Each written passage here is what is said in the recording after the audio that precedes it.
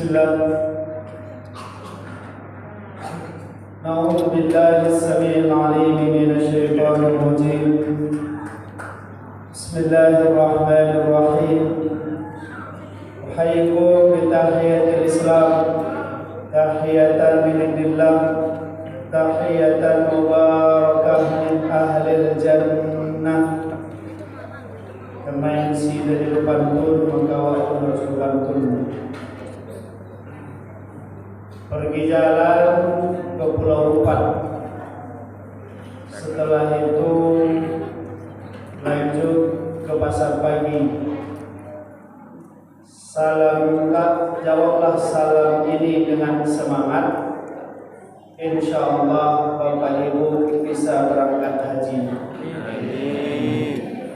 Assalamualaikum warahmatullahi wabarakatuh.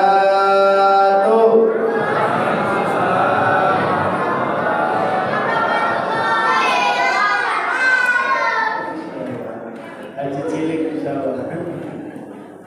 Bisa berangkat haji Ustaz, tapi ongkosnya biayanya udah naik, insyaallah bisa. Insyaallah.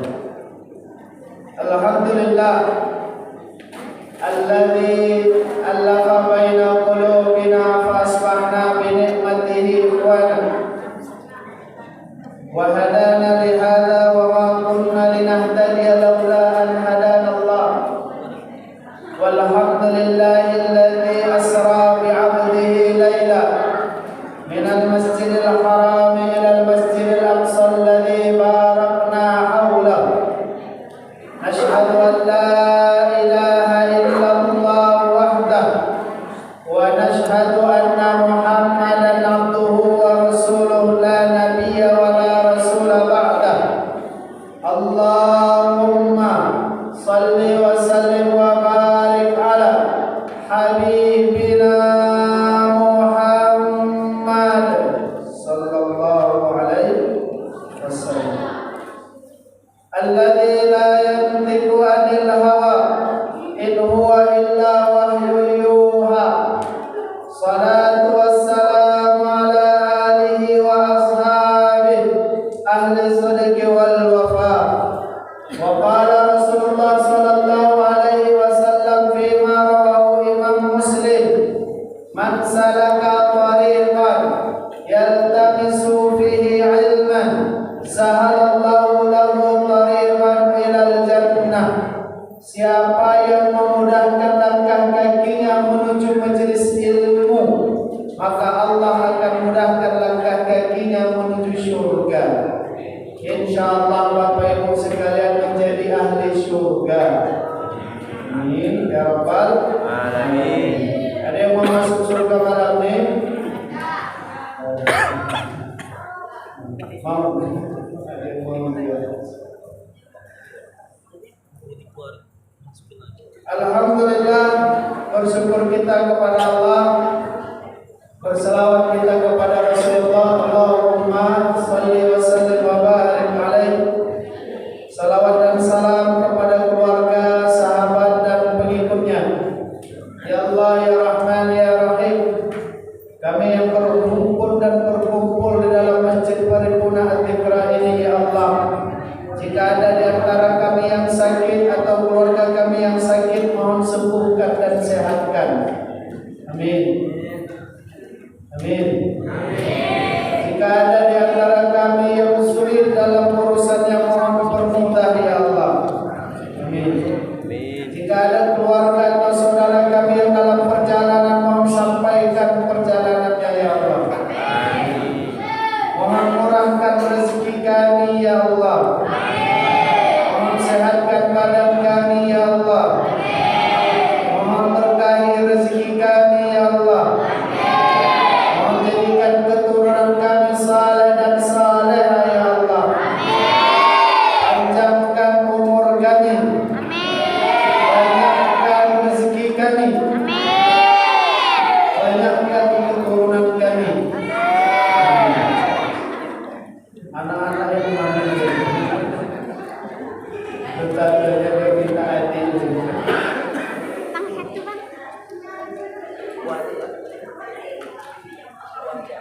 Alhamdulillah al-mukarram wal muhtaram yang kita muliakan, kita hormati Raisul Masjid Paripurna Al-Dhikra. Alhamdulillah Bapak Maulana Muslim kita muliakan, kita hormati Ketua RW. Kemudian kita muliakan, kita hormati juga Ketua LPM, Bapak Ibu hadirin, orang tua kami, cermin pandai, tokoh masyarakat, alim ulama yang tak mampu saya sebutkan satu persatu, tapi insya Allah siapapun yang hadir pada malam hari ini Allah muliakan. Amin ya rabbal alamin. Bapak Ibu yang dimuliakan Allah, di saat kita memperingati Isra wal Mi'raj, selalu kadang timbul pertanyaan, mengapa harus diperingati? Kalau tak diperingati, adakah masalah? Kenapa kita undang, kita syiarkan, kita ramaikan peringatan Isra Mi'rajnya? Padahal kalau dipikir-pikir malam ini malam yang panjang. Nah, sesuai dengan lagunya, malam minggu, malam yang panjang. Malam minggu bisa jalan-jalan karena besok libur, bisa healing istilahnya sekarang, bisa kita melakukan aktivitas yang lain, tapi itu kita tinggalkan untuk peringatan Isra Mi'raj kita malam hari ini. Kenapa harus diperingati dan tiap tahun kita peringati?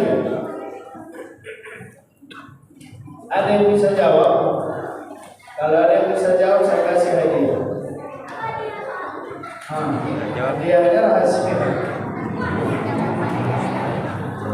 Mengapa kita harus memperingati Isra dan Mi'raj ini? Dan mungkin perjalanannya juga sudah hafal kita, dan tahu kita. Tapi insya Allah yang kita kaji malam hari ini berbeda.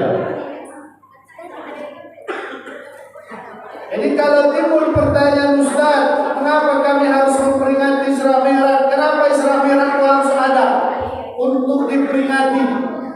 Cukuplah dia sudah menjadi sejarah dan kisah saja.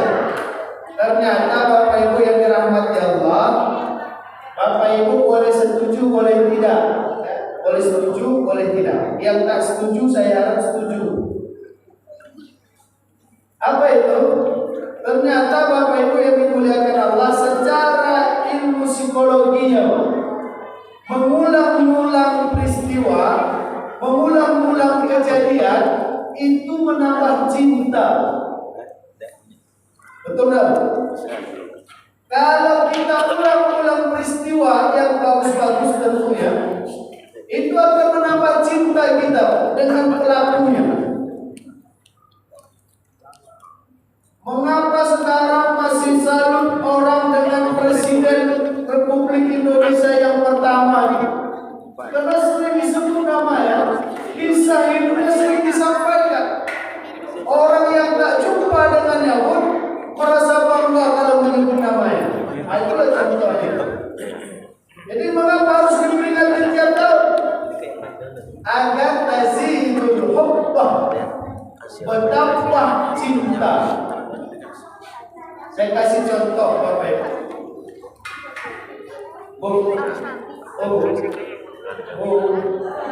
Pernah tak ibu mengulang-ulang kisah sama suami? Pernah? Pernah Bu? Pernah ya? Alhamdulillah. Duduk-duduk sama suami. Ada udah nikah, ada belum nih? Ada belum nikah? Ibu udah nikah? Udah nikah? Yang belum nikah insya Allah dapat jodoh deh. Amin. Dapat jodoh malam ini insya Allah. Amin. Kalau dapat jodoh di masjid enak Pak. Dapat jodoh di masjid itu bagus. Kalau punya anak, ditanya sama anak, enak Pak jawabnya. Bunda di mana? Bunda Jupaya dulu. Kita bisa jawab. Bunda Jupaya dulu waktu selesai peringatan Isra Mi'raj di Masjid Paripurna Al-Dhikra. Gimana cara jumpa yang waktu ayah mau keluar, ibu masuk tabrakan kami. Jatuh dompet ibu, sama-sama kami mengambil.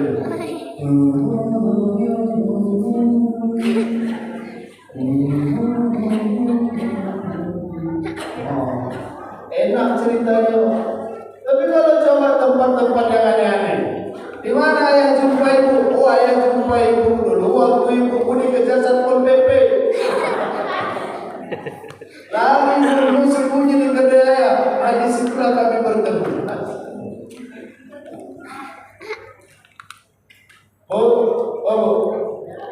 Pernah ibu mengulang-ulang cerita dengan suami? Pak, pernah Pak mengulang-ulang cerita dengan istri Pak? Pernah. Dan itu menambah cinta. Contohnya Pak, simpel aja. Waktu berdua suami istri, ya ingat tak dulu waktu pertama-tama kita menikah? Padahal kisah itu udah lama, 10 tahun atau bahkan 40 tahun yang lalu. Tapi dengan diceritakannya kembali, sekarang lagi. Itulah psikologi itu. Kata istri, ya ingat gak dulu waktu kita baru punya anak satu? Malah sekarang kita punya cucu. Waktu kita punya anak satu, ya Allah, ibu lihat ayah itu cuma sebetulnya waktu ibu mau melahirkan. Masya Allah. Dalam hati ayahnya cemas berapa harga biaya rumah sakit. Mengulang-ulang cerita itu menambah cinta. Kata istri, ya ingat dulu waktu kita pertama-tama menikah, kepala yang pusing, ibu yang turun, kepala yang sama ibu. Ingat ya, ingat. Jadi yang dulu kalau kita belum nikah, kalau kepala yang pusing, siapa yang mengurutnya? Kata si suami, dulu sebelum menikah sama ibu, kepala ayah tak pernah pusing. Udah menikah, baru pusing. Jadi kenapa Isra Mi'raj ini diperingati, Pak? Tak lain dan tak bukan agar menambah cinta kita kepada Rasulullah Sallallahu Alaihi Wasallam. Diingat lagi kisah Isra Mi'rajnya. Udah hafal kan Ustaz? Bukan perkara hafal, ini perkara rasa. Kalau sesuatu tak diulang kaji, kalau sesuatu tak diulang-ulang, maka dia akan luput dari rasa. Bukan dari ingatan, dari rasa. Dan siapa yang punya rasa itu? Yang punya rasa itu adalah orang yang memperingati. Jadi alhamdulillah malam hari ini kita berkumpul.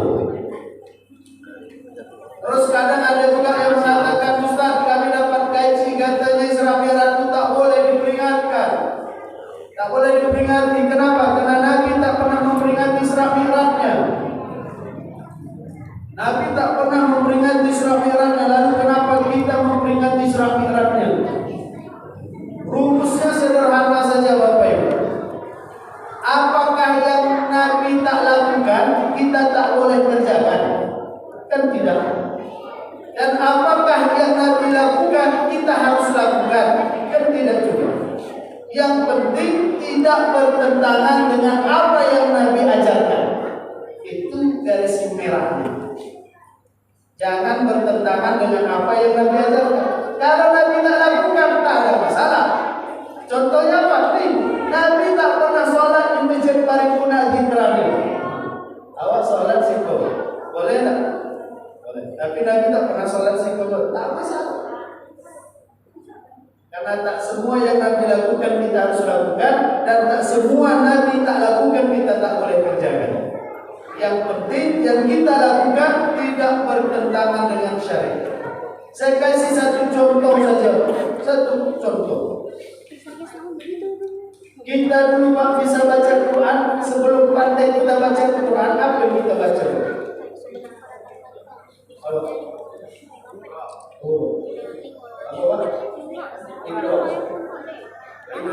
Kalau saya dulu namanya Alif. Alif. Berarti seumuran gitu. Dulu sebelum pandai kita baca Quran, kita diajarkan baca alif. Alif dia, a,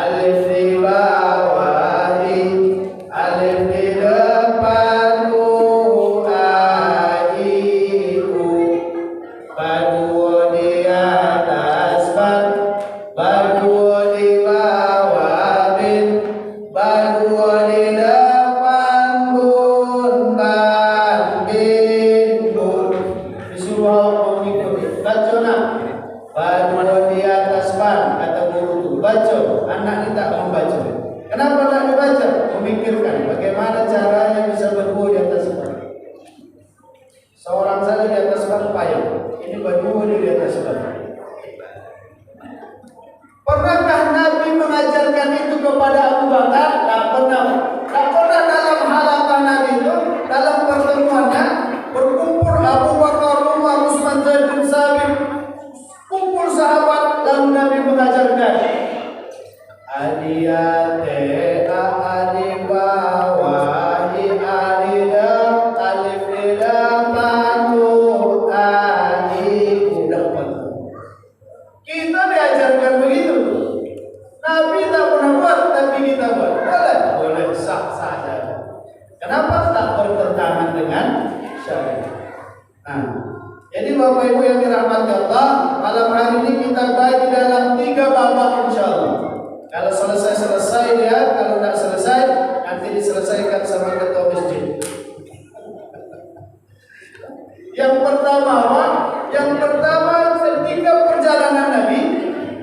Yang kedua, insyaallah akan kita bahas apa yang terjadi setelah Nabi Isra. Yang ketiga, insyaallah akan kita bahas tentang fikih terkait dengan hadiah dari apa yang Nabi bawa, hasil dari Isra dan Mi'rajnya. Kalau selesai tiga ini selesai yang kedua, kalau tak, saya manakan seperti itu. Bapak Ibu yang dirahmati Allah, yang pertama, Nabi melakukan perjalanan. Kalau dari bahasanya dari Masjidil Haram ke Masjidil Aqsa, lalu naik ke langit ke-7, sudah selesai gajinya. Hafal kita. Tapi saya ingin tanya, ini sama adik, sama anak-anak Ustaz, yang bisa ibu-ibunya boleh juga, bapak-bapaknya boleh juga. Hadiahnya insyaallah nanti dikasih sama ketua LPM. Aduh, ketua LPM letak ini bisikan Ustaz.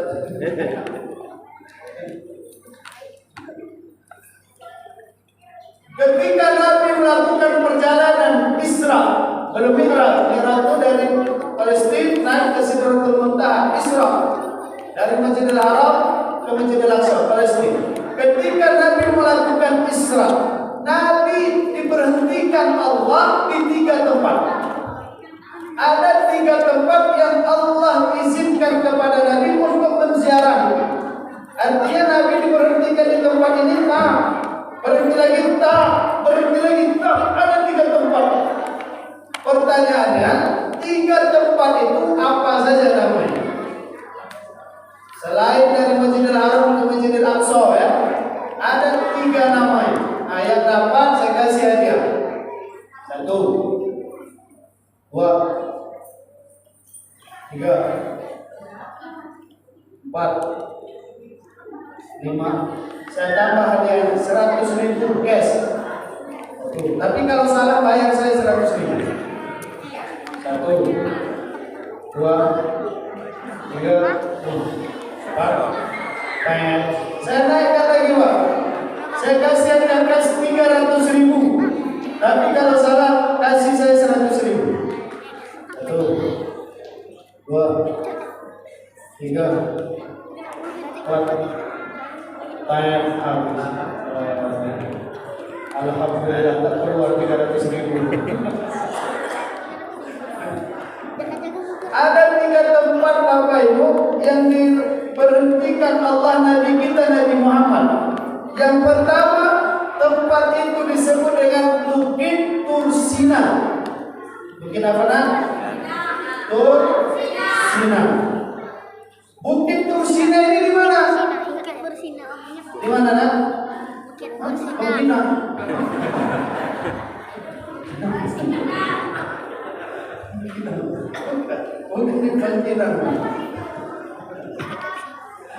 Bukit Tursina ini berada di Mesir. Mengapa Allah berhentikan Nabi Muhammad di Bukit Tursina sebelum sampai ke Masjidil Aqsa?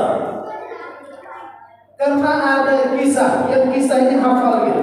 Ada nabi yang ngobrol dengan Allah, ada nabi yang Allah kasih mukjizat itu bisa bicara kepada Allah.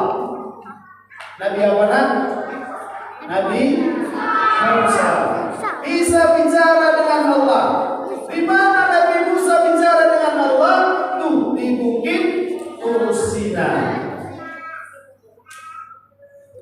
Di situ ditunjukkan Allah tentang dulu ada seorang nabi yang bisa bicara sama Allah.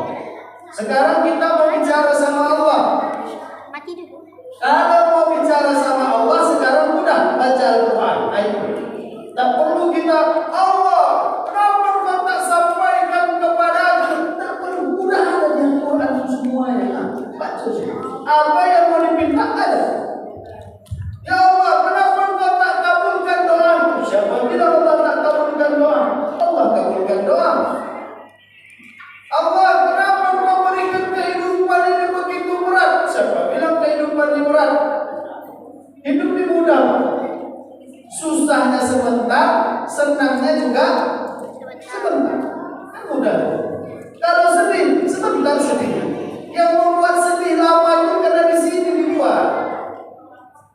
Di sini sedih, dibuat di Facebook. Sedih. Suami sudah 3 hari 3 malam tak pulang.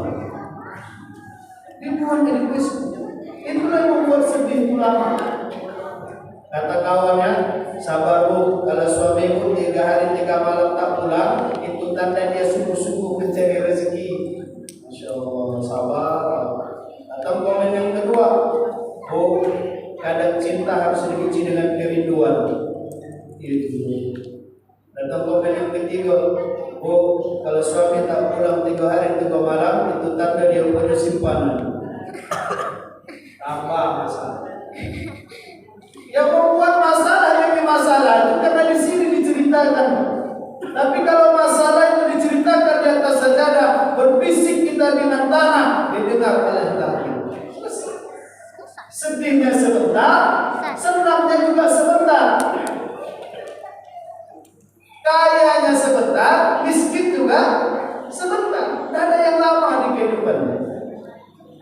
Jadi Allah berhentikan Nabi Muhammad di mana tadi nak? Bukit Tursina.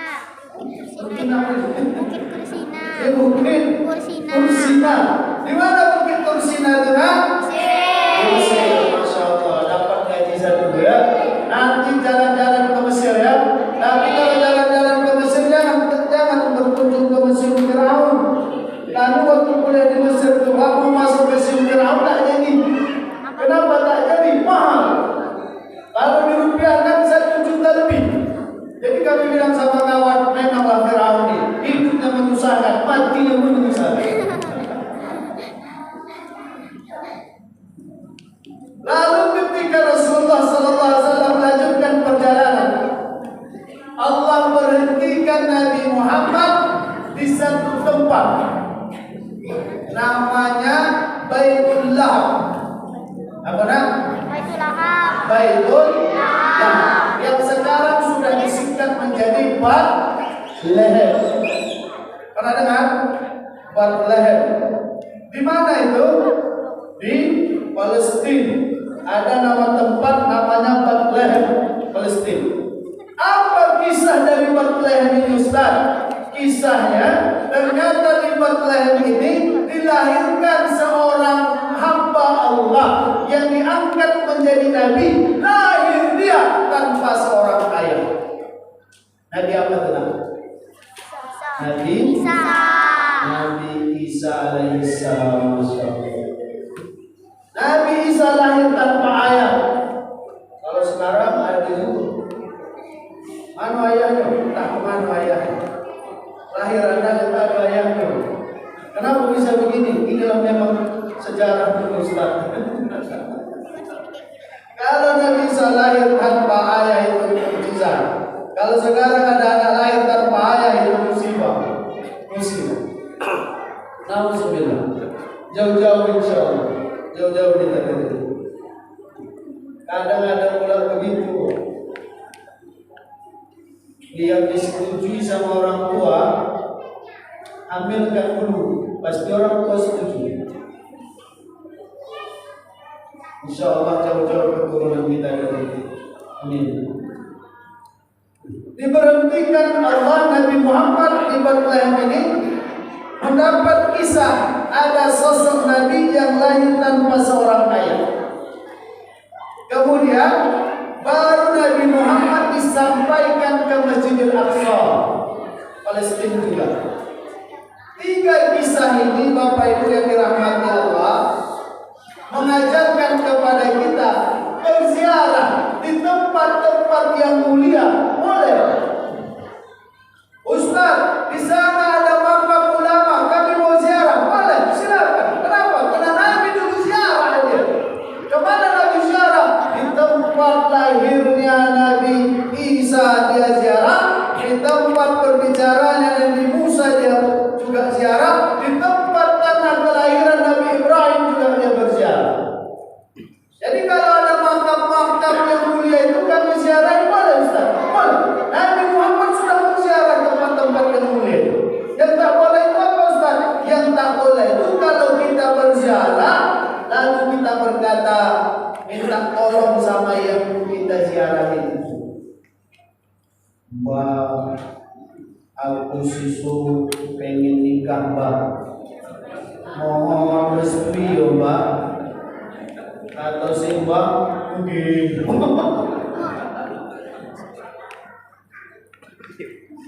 Lalu minta.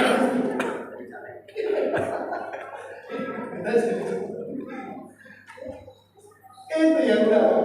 Tapi hebatnya di kita ini di Indonesia juga di Pekanbaru ini apa? Saya sering dapat undangan. Tulisan di undangan itu apa? Turut mengundang almarhum, almarhumah, almarhum. Jadi saya pikir bagaimana mereka bisa mengundang saya. Turut mengundang almarhum. Kami ziarah boleh? Boleh. Perempuan boleh ziarah? Silakan. Katanya tak boleh Ustaz perempuan ziarah. Tak ada yang mengharapkan perempuan ziarah.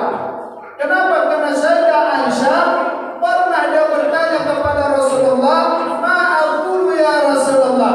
Apa yang harus aku baca ya Rasulullah ketika aku masuk ke dalam pemakaman?" Kata Rasulullah, "Apa? Quli ya Aisyah." Katakan ya Aisyah, "Assalamualaikum ya ahlal diyar." Berarti boleh. Kalau tak boleh, pasti Nabi mengatakan, "Oh jangan Aisyah, tak boleh." Tak boleh, perempuan tak boleh ziarah. Tapi karena diajarkan oleh Rasulullah, berarti ziarah. Jadi kalau kita mau berkunjung, mau berziarah, tak ada masalah, silakan. Kemudian yang kedua dari kisah ini menyampaikan kepada kita, ternyata Bapak Ibu yang dirahmati Allah, kita diminta untuk memuliakan sesuatu yang mulia.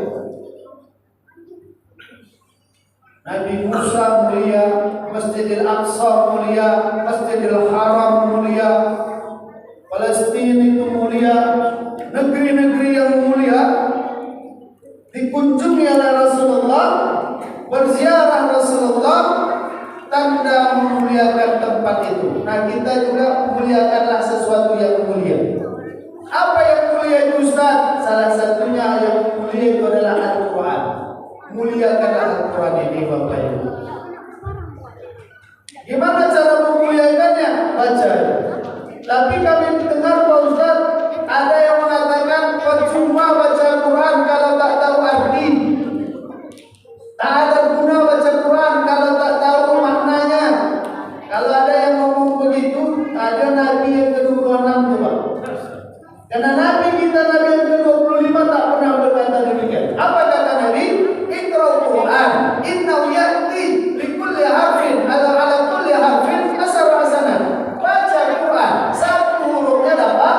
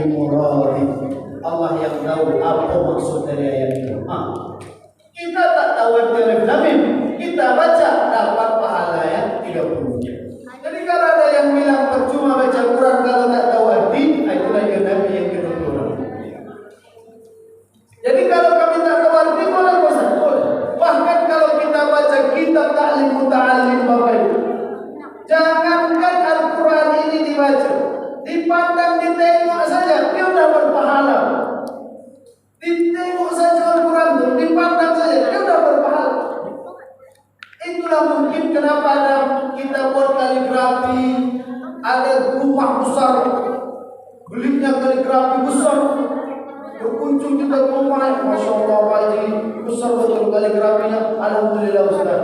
Berapa harganya nih? Kemarin ini promo Ustaz, berapa harganya? 10 juta, Masya Allah. Kaligrafi 10 juta, gak memang besar. Awak tanya, aku bacanya, nah itulah Ustaz. 3 tahun dah umur kaligrafi ini di rumahnya. Sampai sekarang kami tak bisa membaca. Mungkin dia sudah dapat gaji ini, dipandang saja sudah berpahala.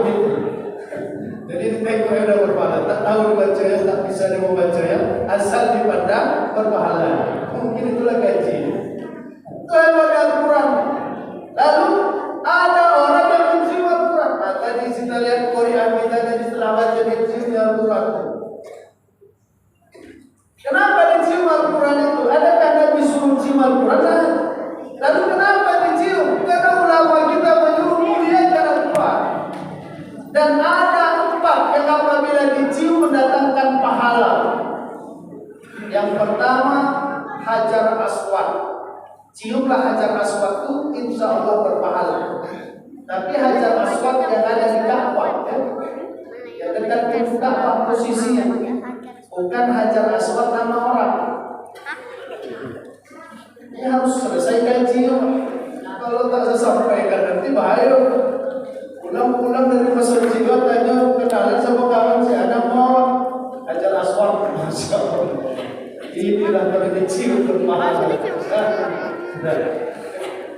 Hajar Aswad yang ada di Ka'bah itu dicium berpahala. Yang kedua yang dicium berpahala siapa? Orang tua.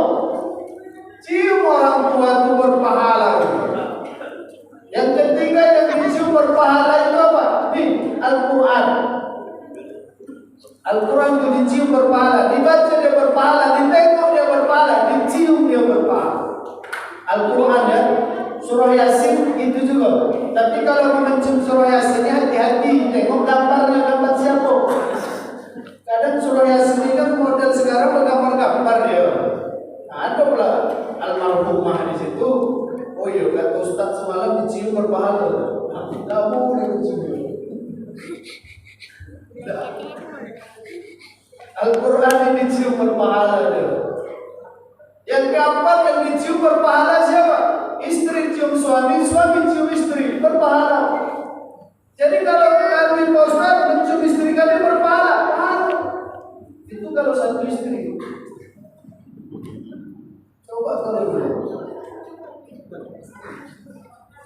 Jadi berpahala, berantem itu. Mencium istri itu berpahala, mencium suami itu berpahala. Bapak menyuap istri berpahala, ibu menyuapkan suami berpahala. Anak menyuapkan ayahnya berpahala, ayah menyuapkan anaknya berpahala.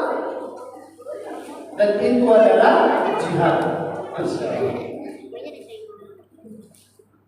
Jadi Bapak Ibu yang dirahmati Allah, memuliakan sesuatu yang mulia itu adalah ajaran Rasulullah SAW.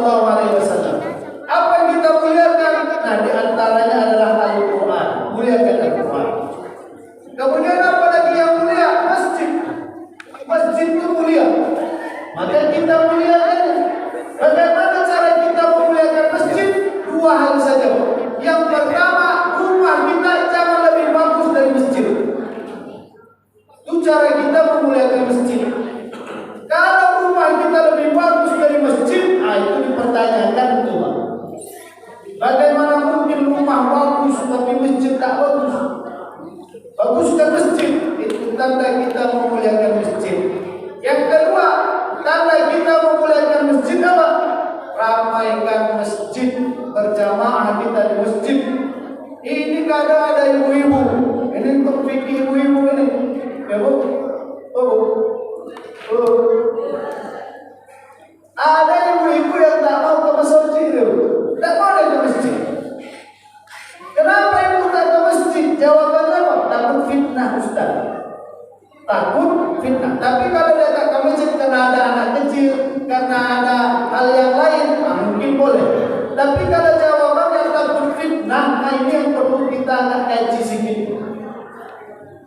Kenapa ibu nak ke masjid? Karena takut fitnah Ustaz. Ibu paling gamal, baik. Beralat, baik. Komor pergi dia, undangan pergi dia, ke pasar pergi dia, ke masjid, sudah. Kenapa? Takut fitnah. Tapi kalau ibu-ibu dia memang boleh dia sholat di rumah, boleh, tidak ada masalah, silakan. Apalagi punya anak bayi, punya anak kecil, ada tamu, urusan rumah belum selesai, masak belum selesai masak, boleh di rumah, silakan. Tapi jangan alasannya tak ke masjid karena takut fitnah. Kemudian pergi takut dia fitnah kembali. Jadi fitnah ke masjid itu lebih bahaya daripada fitnah mal. Masjid ini mulia, kita muliakan dia.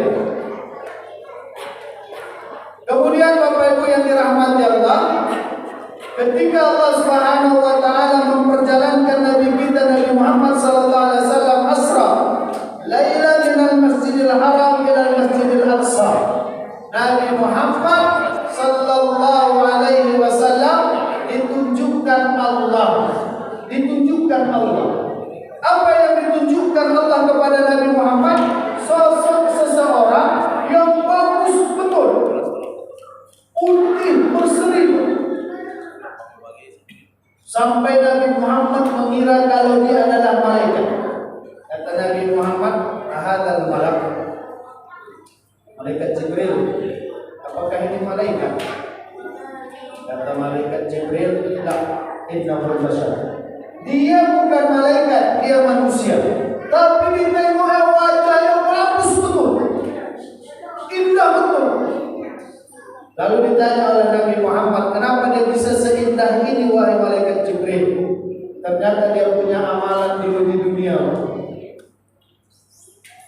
Di antara amalan orang yang akan mendapatkan kebaikan yang ditunjukkan oleh Allah ketika perjalanan Isra Rasulullah sallallahu alaihi wasallam adalah memudahkan urusan orang lain.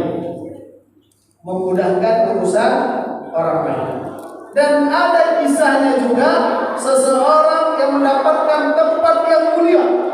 Hebatnya, saya sampai berulang kali baca ini betul kan? Ada dalam kitab Kisahul Mi'raj Imam Al-Alama Al-Barakah Ahmad Dardir. Nah, itu boleh dibaca dari kitabnya. Cuma saya belum tahu bahasa Indonesia memang. Di situ dikisahkan ternyata ada orang yang Allah muliakan karena dia memberi hutang sama orang. Jadi ternyata Bapak Ibu, kita memberi hutang kepada orang itu perbuatan yang mulia. Bahkan nilainya melebihi sedekah. Kok bisa? Ngasih hutang nilainya lebih tinggi daripada sedekah. Hebat betul. Jadi kalau ada yang hutang kasih lah. Ya, kasih. Cuma kadang menagih kayak apa ya? Kasih untuk yang muda, menagihnya yang baik, tapi kasih. Maka di hal ini saya ingin sampaikan, Bapak Ibu yang dirahmati Allah, kita harus bisa bedakan mana hutang, mana sedekah, mana hadiah. Tapi saya tak bahas tiga-tiga ini karena terlalu lama nanti. Saya ingin bahas yang hadiah saja. Kalau boleh saya berpesan malam hari ini dari kisah Isra Mi'raj ini, kita tidak membiasakan mengatakan sedekah kepada terkhusus keluarga, sahabat, saudara, atau guru-guru kita. Hilangkan kata sedekah. Jangan sebut sedekah. Ini ada orang tua, anaknya ngaji sama seorang ustaz, kemudian kata orang tuanya, "Ustaz, ini sedekah kami untuk ustaz. Mulai malam hari ini hapus Pak. Jangan ada kata sedekah sama ustaz, sama guru ngaji, sama orang tua, sama anak, sama suami, sama istri, sama kawan. Hilangkan, delete kata sedekah." Oh begitu Ustaz? Karena Nabi memang mengajarkan kita. Apa yang diajarkan oleh Nabi?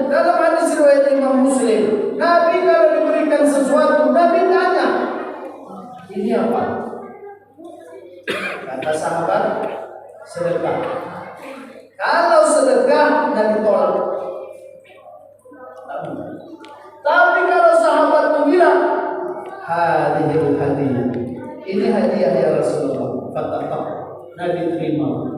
Kenapa? Di hadiah ada penghormatan, ada izzah. Tapi kalau sedekah sedih. Tengok orang menerima sedekah, ada senyum-senyum kali. Sampai jam berapa ya? Assalamualaikum ya, salam ya, alhamdulillah kami ada uang sedikit nih dan kami transfer itu sedekah kami untuk ayah. Kira-kira gimana sih ayah itu? Yang ada dalam hati ayah sedih kali dalam anak pun sedekah sama. Apalagi istri Pak. Kalau istri mengatakan ya ini sedekah ibu untuk ayah, tolak. Jangan mau. Harga diri Pak. Masa kita laki-laki dikasih sedekah oleh istri, tolak. Jadi kalau istri ada kasih sedekah, ya ini sedekah dari ibu untuk ayah, tolak Pak. Kata istrinya lumayan juga dia, walaupun lumayan ini harga diri, tidak mau ayah terima. Ambil ayah, ikhlas, tidak mau. 3 juta dia. Tidak baik. Kalau 3 juta bisa. Kan gara-gara duit kadang hilang silaturahim. Sekarang tahun pemilu banyak caleg, masing-masing punya pilihan, masing-masing menyodorkan. Sekarang kadang-kadang duit putus hubungan, tidak usah. Tetap saja kita bersilaturahim. Dulu kita ribut 01, 02 sampai bercerai suami istri tentang 01, 02. Sekarang orang teratur suami istri tak lucu-lucu. Tahun politik itu kita sikapi dengan bijak. Jangan putus silaturahim, tahu haram. Jadi kalau ada orang ngasih sedekah, Pak Ustaz, kita jangan bahasakan sedekah. Tapi apa bahasanya, Pak? Hadiah. Ustaz, ini hadiah. Karena Ustaz sudah mengajarkan anak saya sudah bisa baca Al-Quran, alhamdulillah. Ini hadiah Ustaz. Senyum Ustaz. Senyum. Tapi kalau ini sedekah kami untuk Ustaz, kasih sedih Ustaz. Jangan. Bilang. Jadi kan pahalanya Ustaz sedekah. Bahkan dalam hadis kami baca, kalau orang sedekah itu dia mendapatkan pahala yang sangat besar sekali. Bahkan dalam ayat Al-Quran, kalau ada orang yang minta dihidupkan, dia akan minta supaya dia bisa bersedekah. Itulah bahasa kita nih Pak.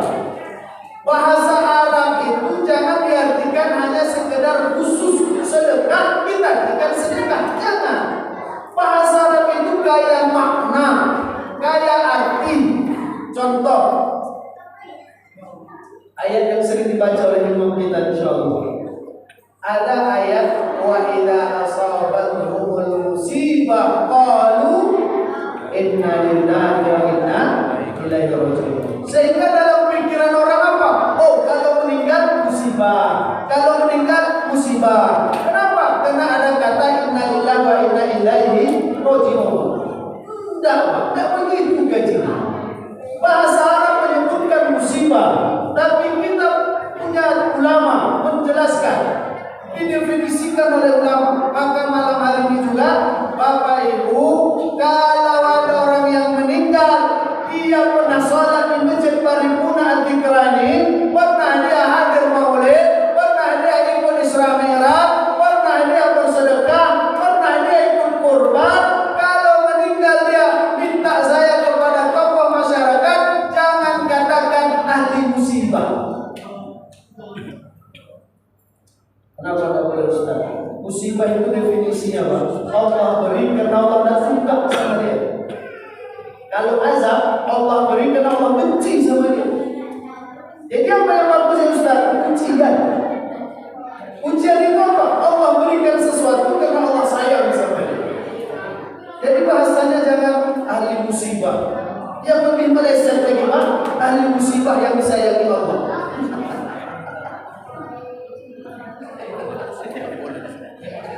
Ahli musibah yang disayangi Allah itu dari mana dapatnya? Jadi jangan bahasakan ahli musibah. Tengok yang meninggal siapa? Oh, yang meninggal itu bapak kemarin dia pernah ikut boleh dan dia itu setiap tahun kurbannya di masjid paripurna Antikrani. katakan ahli bait yang diuji oleh Allah Subhanahu wa taala. Jangan ahli musibah, Pak. Kalau kita sebut ahli musibah, apa kata ahli keluarga itu, Pak? Ya Allah, apa ada salah saya? Apa ada salah saya? Jangan mikir ke situ. Tapi kita tak pakai itu. Masuk dulu.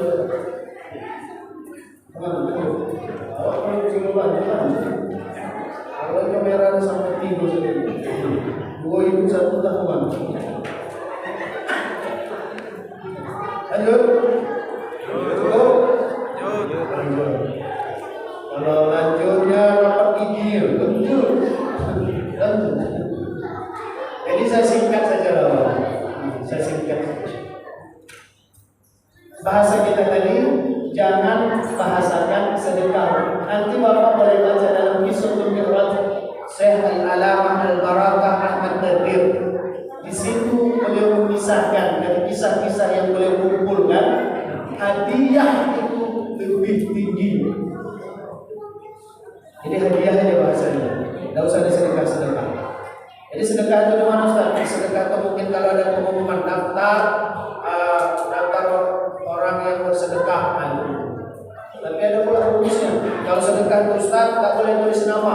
Kenapa tak boleh tulis nama? Nanti kuliah. Jadi tulis hamba Allah. Penitia minta, Pak, hamba Allah doa nomor 3. Jadi itu orang. Kemudian Bapak Ibu rahmat Allah, kita singkat ya. Saya langsung ke poin yang ketiga saja, Pak, ya. Nanti poin yang kedua insyaallah nanti bisa dikaji sendiri atau baca-baca mudah. Yang poin ketiga nih, hadiah Isra Mi'raj Rasulullah itu adalah salat. Dan tidak ada salat yang paling sempurna kecuali salat berjamaah. Itu rumus. Tidak ada salat yang paling sempurna kecuali salat berjamaah. Dan tidak ada salat yang lebih tinggi kecuali salat berjamaah. Dan tidak ada salat yang lebih afdal kecuali salat berjamaah. Tapi saya tidak bahas fikih berjamaahnya. Nanti bisa dikaji kajian Bapak Ibu yang sudah dibuat. Satu saja ingin saya bahas Bapak Ibu tentang gerakan salat bapak-bapak sama ibu-ibu. Satu saja karena waktu kita yang terbatas. Apa yang saya tuliskan? Yang pertama untuk ibu-ibu. Ya Bu. Kalau ibu sholat, tolong ibu jangan berkibar-kibar. Sering saya lihat perempuan itu kalau sholat berkibar terbangnya. Kalau ini tak pernah kita lihat karena tertutup dari situ ke situ. Ada masjid yang dia masuk kita dari situ. Kemudian sebelah sini ibu-ibu. Kadang tertengok juga kita mau keluar. Gimana gerakannya? Tangannya ke depan.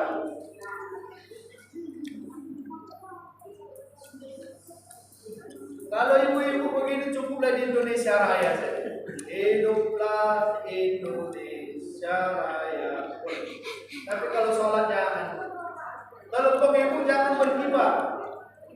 Kalau jangan jadikan alat sujud. Allahu Akbar. Jangan jadikan kalau berkibar. Jadi bedanya gerak laki-laki sama perempuan di situlah. Kalau ibu gerakannya tangannya narik ke dalam angkat ke atas. Kalau mau sampai bawah atau sampai telinga. Naik. Atau sampai bawah. Allahu Akbar. Mau ruku. Allahu Akbar. Bangkit. Sami Allahu liman hamidah. Jadi dah.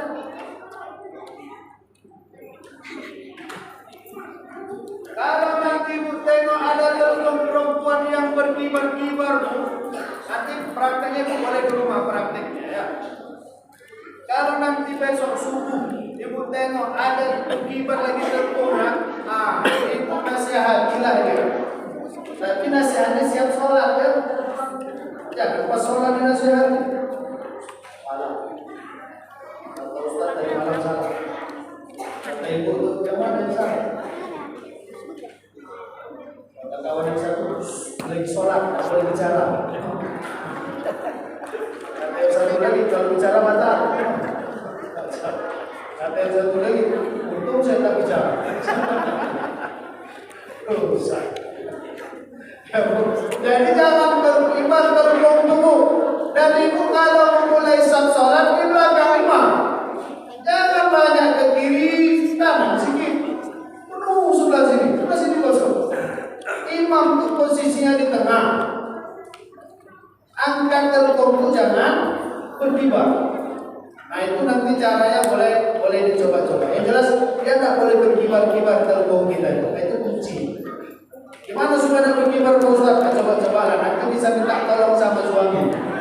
Ya, minta tolong sama suami. Tapi kalau minta tolong sama suami tak jadi berkibar memang. Untuk yang bapak-bapak, ini pesan kita.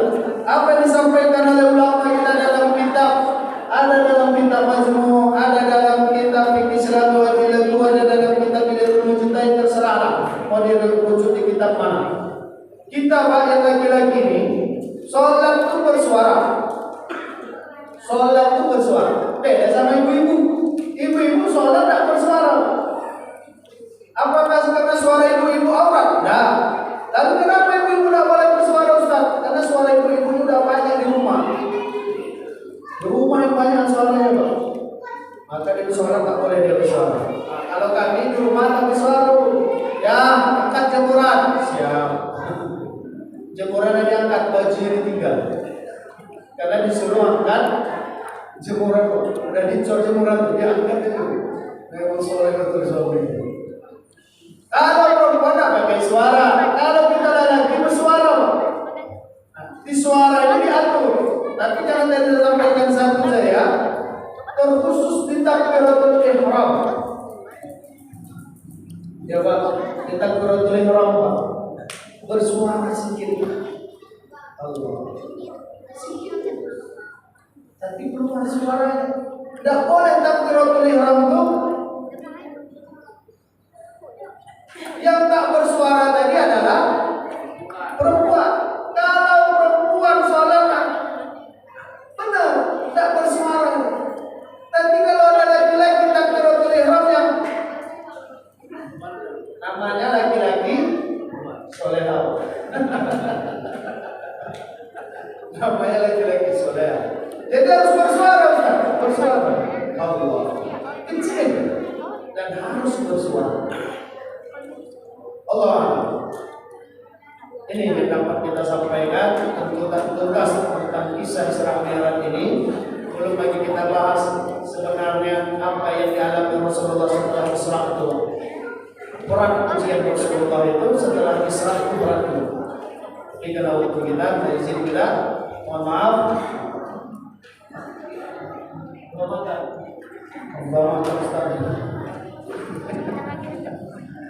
Baik Bapak Ibu yang dirahmati Allah, mengambil berkah kita pada malam hari ini. Mari kita bermunajat kepada Allah.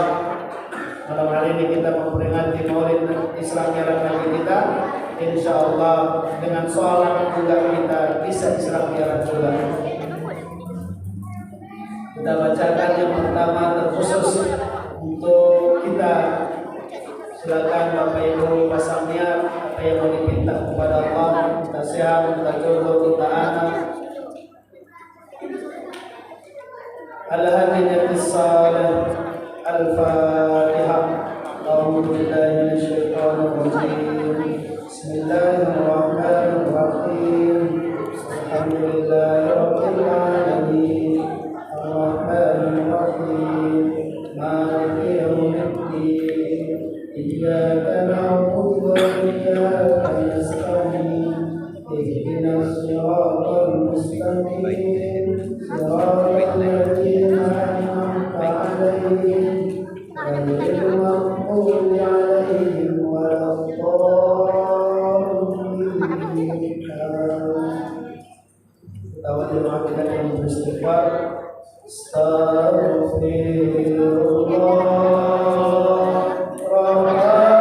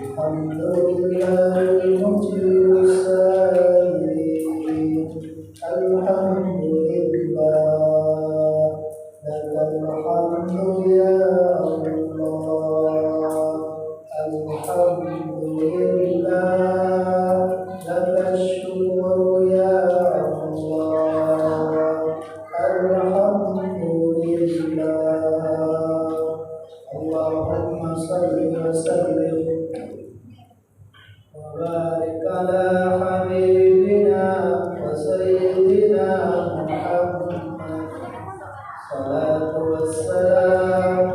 صلاة والسلام عليه صلاة والسلام على آله وأصحابه أجمعين اللهم اغفر لنا ذنوبنا ولوالدينا وارحمهما كما ربيانا صغيرا